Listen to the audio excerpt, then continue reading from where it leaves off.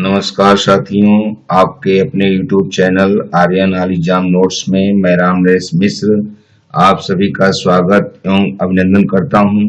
दोस्तों, आज मैं आप सभी के लिए अध्यापन विद्या पेडागॉजी के 30 महत्वपूर्ण प्रश्नों को लेकर आया हूं, जो सभी प्रकार की शिक्षक पात्रता परीक्षा हेतु बहुत महत्वपूर्ण है।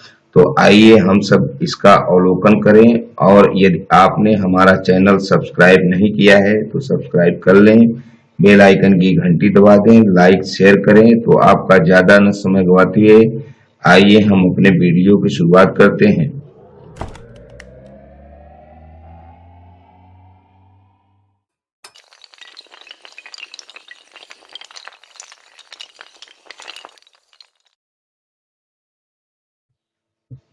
दोस्तों, प्रश्नों की शुरुआत करने से पहले हम आपको बता दें कि किसी भी अध्यापक के लिए अध्यापन विद्या का जानना बहुत आवश्यक है।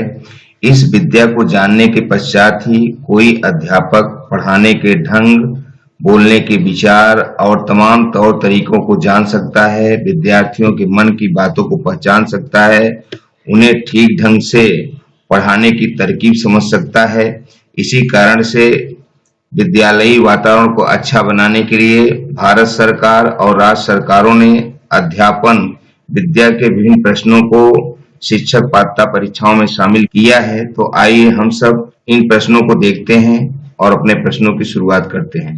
हमारा पहला प्रश्न है, तैयारी, सामाजिकरण, तुलना तथा प्रस्तुतिकरण को किस निम्नांकित योजना में शामिल किया जाता है? ऑप्शन ए है शब्द योजना, बी है भाषण योजना, सी है पुरस्कार योजना, डी है दंड विधान। तो यहाँ हमारा ऑप्शन बी सही है, भाषण योजना। तैयारी, सामाजिकरण, तुलना तथा प्रस्तुतिकरण को भाषण योजना में शामिल किया जाता है।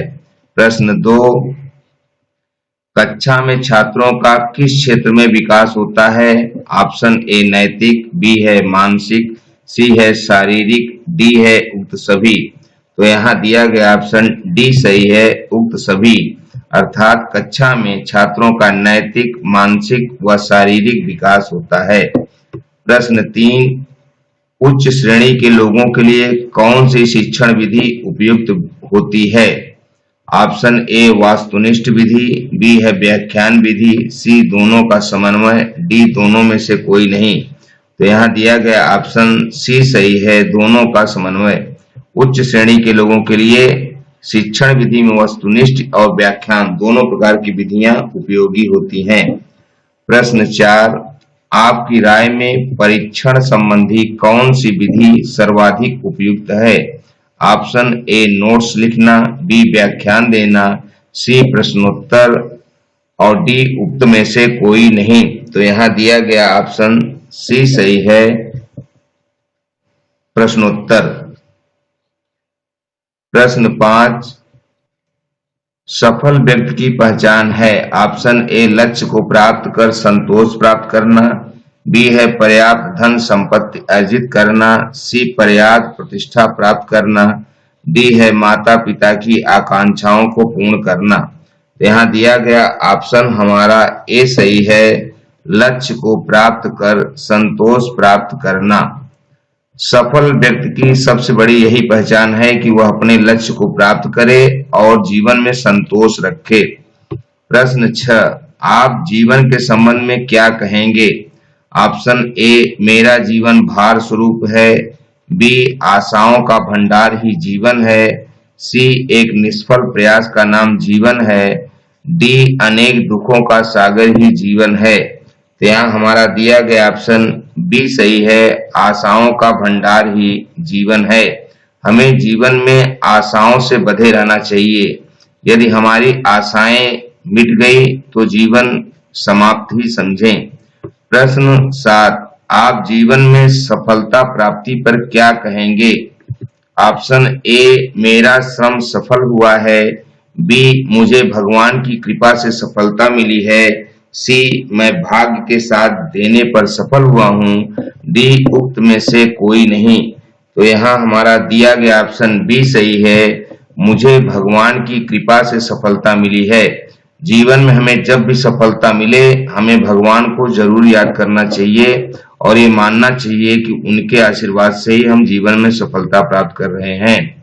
प्रश्न 8, जीवन में सफलता प्राप्ति के लिए क्या आवश्यक है? ऑप्शन ए अत्यधिक धन, बी स्वतंत्र निर्णय, सी सीमाओं में रहकर व असफलताओं को जानकर योजना निर्माण करना, डी अधिक प्रशिक्षण व अभ्यास। तो यहाँ दिया गया ऑप्शन सी सही है। सीमाओं में रहकर व असफलताओं को जानकर योजना निर्माण करना। जीवन में हम तभी सफल हो सकते हैं जब अपनी हम सीमाओं में रहें और असफल होने वाली चीजों को जानकर अपनी योजना बना के तैयारी करें। प्रश्न 9, जीवन में असफलता प्राप्त होने पर आप क्या कहेंगे? ऑप्शन ए मेरा भाग्य ही दोषी है, बी जीवन लक्ष्य सरल व मेरी सीमाओं में नहीं थे, सी मेरे प्रयासों में कमी थी, डी उक्त में से कोई नहीं। तो यहाँ दिया गया ऑप्शन बी सही है। जीवन लक्ष्य सरल व मेरी सीमाओं में नहीं थे। अगला प्रश्न नंबर 10, सुखी जीवन के लिए क्या आवश्यक है? ऑप्शन ए अधिकाधिक धन संपत्ति, बी पर्याप्त सामर्थ्य एवं संतोष, सी ऊंचे लोगों तक पहुंच, डी केवल योग्यता। तो यहाँ दिया गया ऑप्शन बी सही है, पर्याप्त सामर्थ्य एवं संतोष। सुखी जीवन के लिए पर्याप्त सामर्थ्य एवं संतोष आवश्यक है। प्रश्न 11, आपकी दृष्टि में जीवन सफलता की कुंजी है? ए योग्यता एवं प्रयास, बी भाग्य का साथ, सी दोनों, डी दोनों में से कोई नहीं। तो यहाँ दिया गया ऑप्शन हमारा सी सही है, दोनों। योग्यता एवं प्रयास तथा भाग्य का साथ जीवन की सफलता की कुंजी है। प्रश्न 12, आप उस व्यक्ति के विषय में क्या कहेंगे जो अच्छे अंक पाकर भी रोजगार से वंचित है? ऑप्शन ए उसकी कोई सिफारिश नहीं है, बी उसका भाग्य उसके साथ नहीं है, सी उसकी योग्यता एवं प्रयास में कमी है, डी रिश्वत देने के लिए भी उसके पास कुछ नहीं है। यहाँ दिया गया ऑप्शन सी सही है, उसकी योग्यता एवं प्रयास में कमी है। प्रश्न 13, आपके विचार में जीवन में कौन सफल हो सकता है?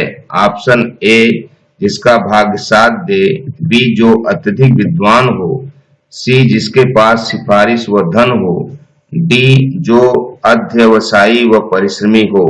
यहाँ दिया गया ऑप्शन डी सही है, जो अध्यवसायी व परिश्रमी हो वही हमारे विचार में जीवन में सफल हो सकता है। प्रश्न 14, आप इस प्रश्न का क्या उत्तर देंगे कि क्या सब कुछ भाग्य पर ही निर्भर है? ऑप्शन ए हाँ, बी नहीं, सी योग्यता एवं प्रयास ही सब कुछ है, डी रिश्वत व पहुंच ही सब कुछ है।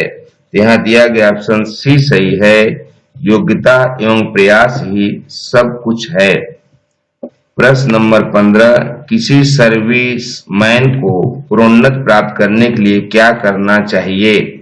ऑप्शन ए कठिन परिश्रम, बी सतत प्रयास, सी दोनों, डी दोनों में से कोई नहीं।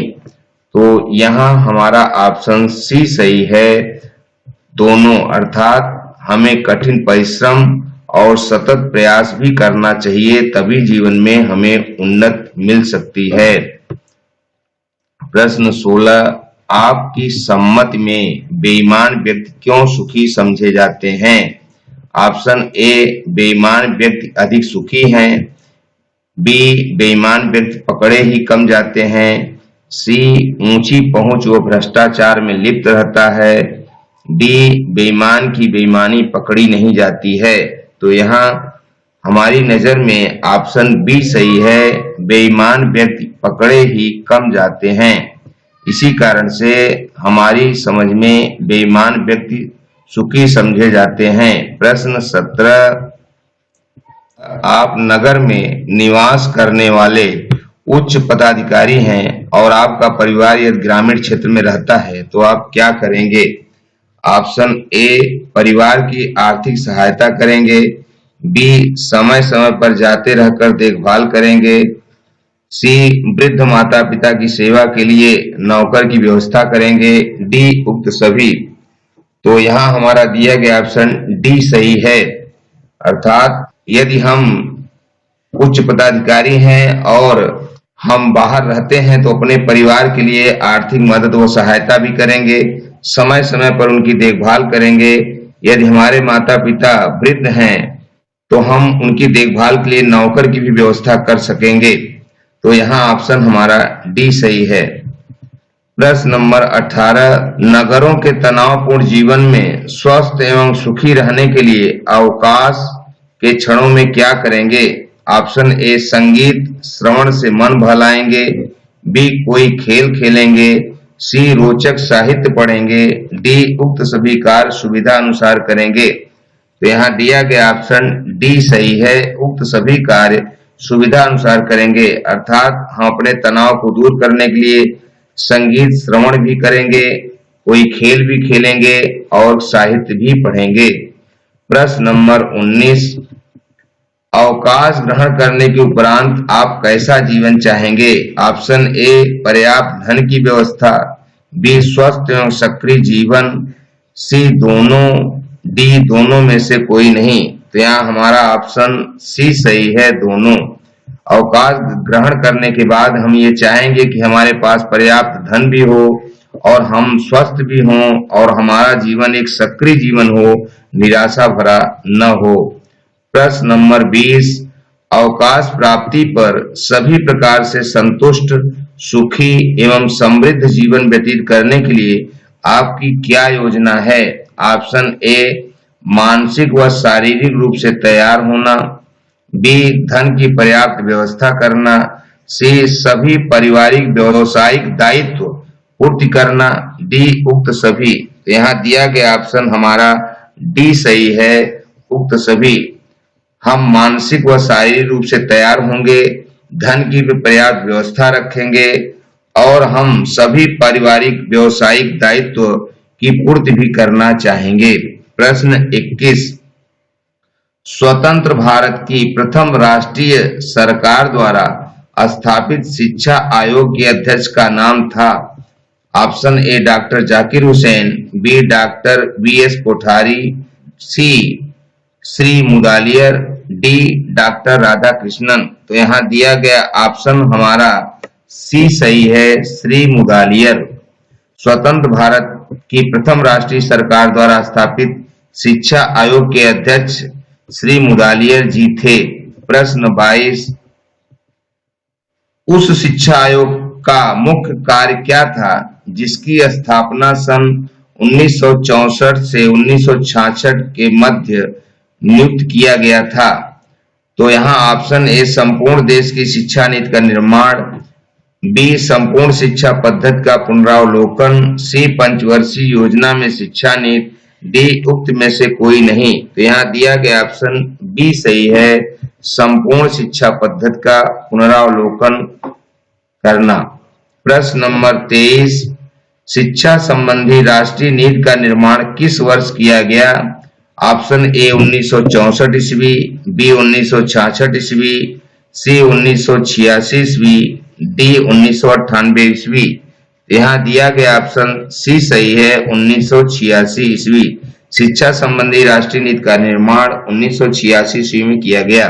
प्रश्न नंबर 24, आजकल देश में निम्नलिखित में से कौन सी शिक्षा पद्धति प्रचलित है?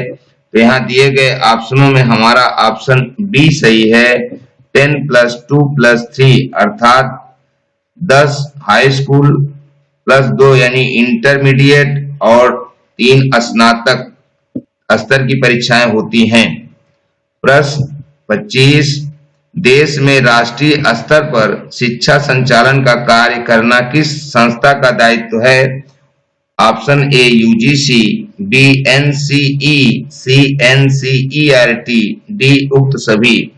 तो यहाँ दिया गया ऑप्शन हमारा डी सही है, उक्त सभी।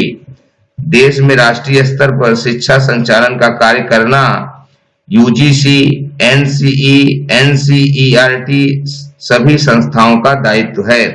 प्रश्न नंबर 26, उस संस्था का नाम लिखिए जिसका कार्य केवल अध्यापक शिक्षा संचालित करना है। Option A NCERT, B UGC, C CBSE, D NCTE।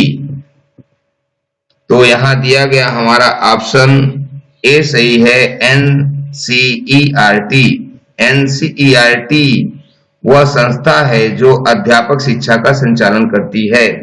प्रश्न 27, जिला शिक्षा एवं प्रशिक्षण संस्थान डायट की स्थापना किस स्तर की शिक्षा के शिक्षकों के लिए की गई है? तो ऑप्शन ए प्राथमिक शिक्षा, बी माध्यमिक शिक्षा, सी उच्च शिक्षा, डी प्राविधिक शिक्षा। तो यहाँ हमारा ऑप्शन ए सही है, प्राथमिक शिक्षा। जिला शिक्षा एवं प्रशिक्षण संस्थान डायट की व्यवस्था प्राथमिक शिक्षा के शिक्षकों के लिए की गई है। प्रश्न नंबर 28, संपूर्ण भारत में नवोदय विद्यालय की स्थापना किस क्षेत्र के विद्यार्थियों के लिए की गई है? ऑप्शन ए ग्रामीण क्षेत्र, बी नगर क्षेत्र, सी दोनों, डी दोनों में से कोई नहीं। यहाँ दिया गया ऑप्शन ए सही है, ग्रामीण क्षेत्र। संपूर्ण भारत में नवोदय विद्यालय की स्थापना ग्रामीण क्षेत्र के विद्यार्थियों के लिए की गई है। प्रश्न 29, प्राचीन युग में भारतीय शिक्षा पद्धति की प्रमुख विशेषता क्या है? ऑप्शन ए मौखिक परीक्षा, बी प्राचीन धार्मिक शिक्षा, सी गुरुकुल आश्रम पद्धति, डी उक्त सभी। यहाँ दिया गया ऑप्शन डी सही है, उक्त सभी। प्राचीन युग में शिक्षा पद्धति मौखिक परीक्षा के आधार पर, धार्मिक शिक्षा के आधार पर और गुरुकुल आश्रम पद्धति के आधार पर होती थी। और इस वीडियो का अंतिम प्रश्न, प्रश्न नंबर 30, प्राचीन भारतीय शिक्षा की प्रमुख विशेषता नहीं थी। ऑप्शन ए समाज में पृथक रहकर शिक्षा, बी आश्रम में रहकर व्यवहारिक शिक्षा, सी वस्तुनिष्ठ शिक्षा, डी रटंत विधि आधारित शिक्षा। तो यहाँ ऑप्शन हमारा सी सही है, वस्तुनिष्ठ परीक्षा। प्राचीन भारतीय शिक्षा के अंतर्गत समाज में पृथक रहकर शिक्षा दी जाती थी, आश्रम में रहकर व्यवहारिक शिक्षा भी प्रदान की जाती थी और रटंत आधारित शिक्षा भी दी जाती थी। श्लोक वगैरह रटे जाते थे, लेकिन ये वस्तुनिष्ठ प्रकार की परीक्षाएं नहीं ली जाती थी। तो दोस्तों, आपने पूरा वीडियो देखा। आपके लिए हमने आज के सवाल भी दिए हैं, उन्हें हमें कमेंट बॉक्स में जरूर बताएं। और यदि आपको हमारे वीडियो पसंद आ रहे हैं तो हमारे चैनल को सब्सक्राइब, लाइक, शेयर करें, बेल आइकन की घंटी भी दबा दें, जिससे समय समय पर आपको वीडियो मिलते रहें। दोस्तों, आज का हमारा पहला सवाल है, आपकी दृष्टि में जीवन सफलता की कुंजी क्या है? और प्रश्न 2 है, शिक्षा संबंधी राष्ट्रीय नीति का निर्माण किस वर्ष किया गया? इन दोनों प्रश्नों के उत्तर इसी वीडियो में छिपे हैं, तो आप हमें इनके उत्तर बताएं और मैं शीघ्र ही आपको एक नए वीडियो के साथ उपस्थित होऊंगा। तब तक के लिए हमें आज्ञा दीजिए। शुक्रिया, थैंक यू, धन्यवाद।